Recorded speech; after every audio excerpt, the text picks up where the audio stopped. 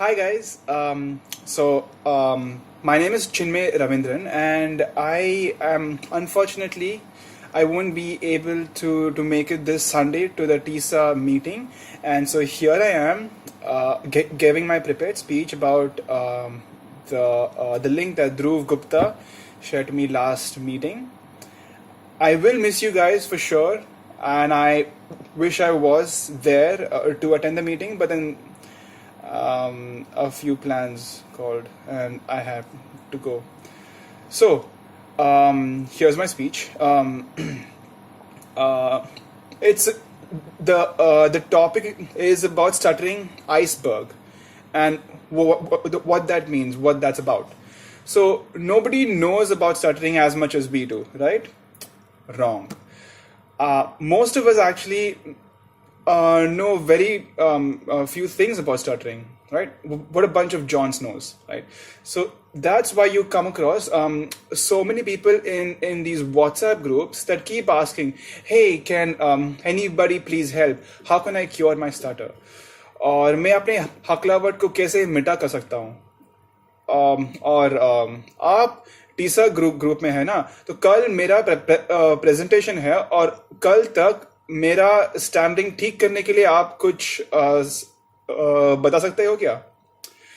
So now as you would have observed, these questions might not be that accurate to us because they need to know a little more things about stuttering so that they can ask the right questions, right? I feel that before educating the normal people about stuttering, don't you think that we should educate our very own fellow stammerers about it so that they can ask the right questions, or even better, they can know the answers and move on to work upon them. Okay, so how many of you have had to hear some absurd advice from normal people to cure your stutter? How many of you? And and what were those absurd advices, right? So these are merely poor attempts by misinformed people to band-aid something that appears to be a wound, but is definitely a little more than what meets the eye, right? Now, stuttering is often compared to an iceberg. The more anybody breaks the ice from the top, the more the ice rises up and takes its place.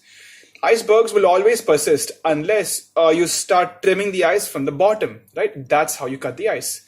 Well, that's the thing, isn't it?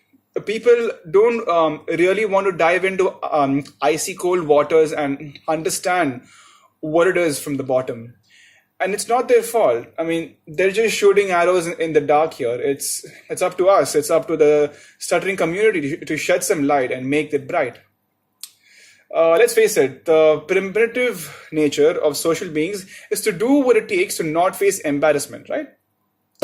By default, an untrained mind would either cover up their stutter or plain and simple avoid any social contact.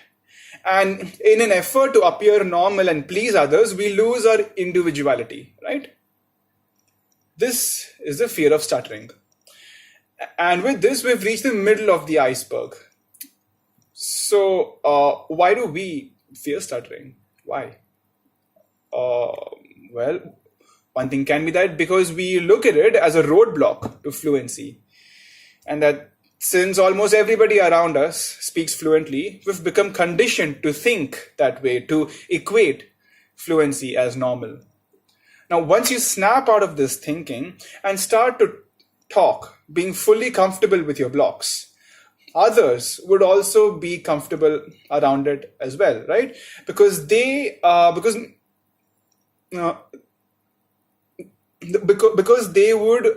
start to mirror you, and you must have heard about this thing called mirroring the other person. It comes naturally to everybody, right? And with this, we've reached the bottom of the iceberg.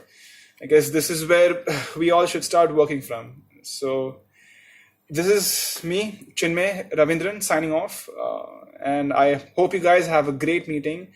And I would like to hear all your speeches. If one of you could capture that on video, that'd be great. So bye bye.